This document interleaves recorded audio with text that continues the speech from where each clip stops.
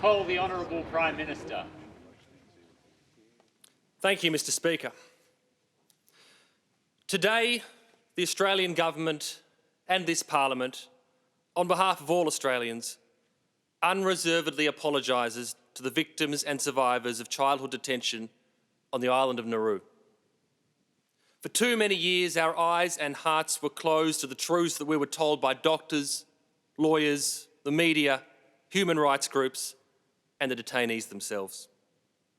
Today, we apologise for the pain, the suffering, the trauma inflicted upon victims and survivors as children, and for its profound and ongoing impact.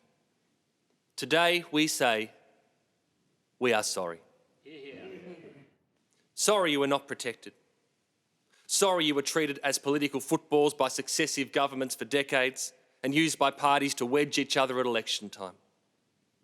Sorry for the three-word slogans that reduced your humanity to newspaper headlines. Sorry for the political stunts that distracted us while you languished, stateless, homeless, on foreign soil, but in our duty of care.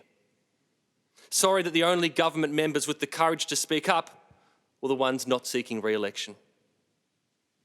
We are sorry that those who could have stopped the abuse were re-elected and promoted within Cabinet rather than held to account.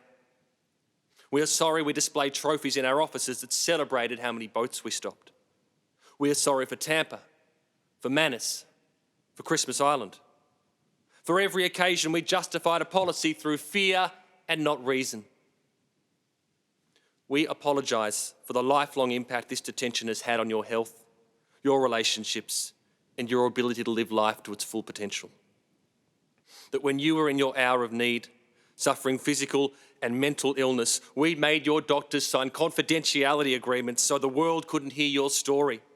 That when you told us you wanted a home, we spent hundreds of thousands of dollars on lawyers to ensure you'd never have one. We say what happened was not your fault. Hear. We are sorry that we let our legitimate right to protect our border blind us to the reality of imprisoning children indefinitely. And we are sorry that we as a nation allowed this situation to become the norm. We tucked our own children into bed each night as other parents' children cried themselves to sleep, and we pretended it wasn't our problem. But it was our problem. It was a problem that we created, and it was a problem that we should have fixed far sooner than we did. Mr Speaker, 50 years ago, this country began the overdue process of removing these children from detention.